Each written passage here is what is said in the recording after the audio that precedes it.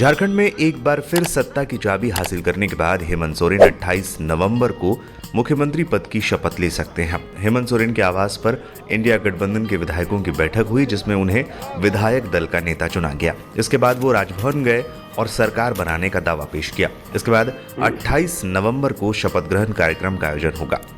हेमंत सोरेन ने इस बारे में जानकारी देते हुए कहा कि आज हम लोगों ने राज्यपाल को वर्तमान सरकार का इस्तीफा सौंपा और नई सरकार बनाने का दावा पेश किया। इस दौरान गठबंधन दल के नेता भी साथ मौजूद रहे। वहीं 28 नवंबर को शपथ ग्रहण का कार्यक्रम होगा। सरकार के गठन का प्रक्रिया को शुरू किया है, उसको उस प्रक्रिया में आज राज्यपाल महोदय के पास हम लोगों ने अपना वर्तमान सरकार से इस्तीफा देते हुए आगामी सरकार की गठन की रिक्वेस्ट और निवेदन और दावा हम लोगों ने पेश किया है महामहिम जी के समक्ष, और उन्होंने हमें कार्यवाही मुख्यमंत्री का भी जिम्मा सौंपा है और सरकार बनाने का न्योता भी उन्होंने हमें दिया। और इस क्रम में हमारे साथ कांग्रेस प्रभारी भी हमारे साथ रहे, आरजेडी के प्रभारी भी हमारे साथ रहे, वाम दल के भी प्रभारी हम लोगों के साथ रहे और हम लोगों ने अपने पूरे विधायकों का समर्थन भी इनको सौंपा है। और अगली कार्रवाई की हम अब तैयारी में लगेंगे, जो 28 तारीख को शपथ समारोह का कार्यक्रम तय किया जा रहा है। इस बार नई सरकार बदली नजर आएगी। बता दें, इंडिया गठबंधन ने राज्य विधानसभा चुनाव में 81 में से 56 सीटों पर जीत दर्ज की थी। उधर सरकार गठन को लेकर तैयारियां तेज है। सूत्रों की माने तो सरकार का गठन 4-1 के फॉर्मूले पर हो सकता है। हेमंत की पिछली सरकार की तुलना में इस बार नई सरकार बदली नजर आएगी। इसकी दो बड़ी वजह हैं। पहली वजह सरकार के 4 मंत्रियों का चुनाव हारना और दूसरी वजह गठबंधन में नए दल की एंट्री है। कैबिनेट के कोटे में बदलाव संभव। 81 विधानसभा सीटों वाली झारखंड में मुख्यमंत्री समेत 12 मंत्री बनाए जा सकते हैं।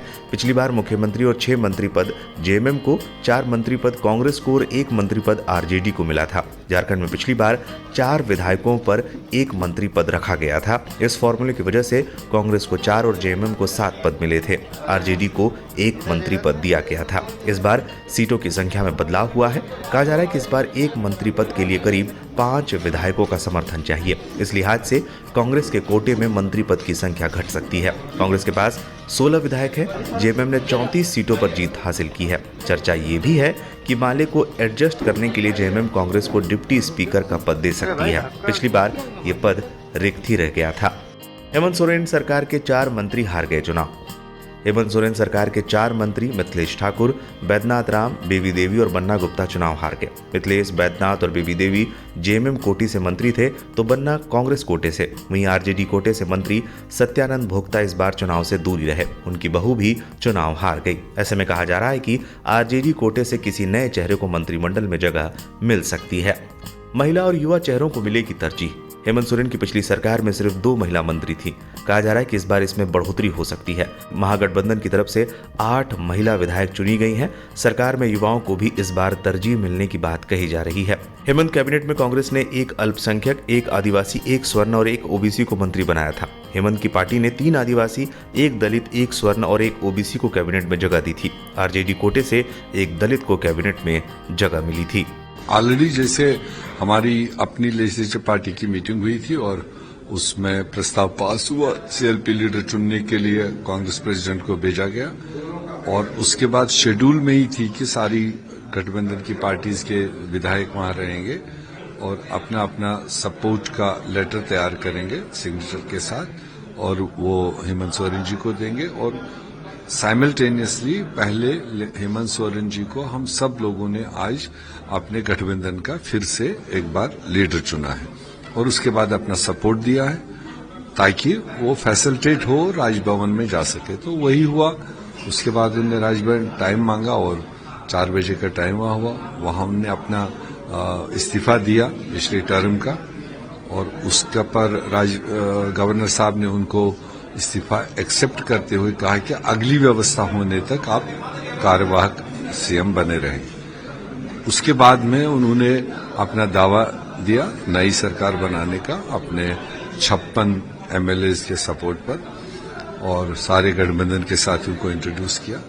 तो गवर्नर साहब ने उनको पूछा कि आप कब करना चाहते हैं, तो हेमंत सोरेन जी ने कहा कि मैं 28 को करना चाहता हूं।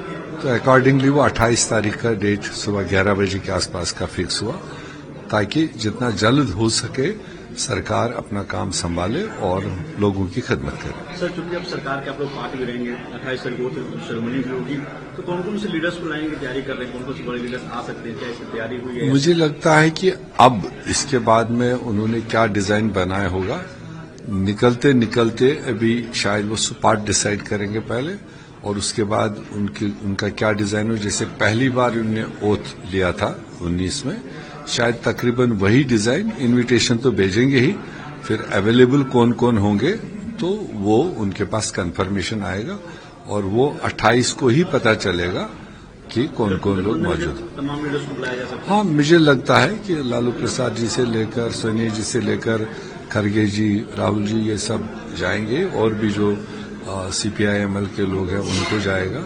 और उसके अलावा जो इनके अपने उत्सव मेले में फ्रेंड्स होते या इंडिया गठबंधन के साथी हैं, वो कहां तक वो एक्सटेंड करेगा वो उनका प्रोरोगेटिव है। हाँ, वो उस तरह की बात है, तो उन सबको इनवाइट करने की कोशिश।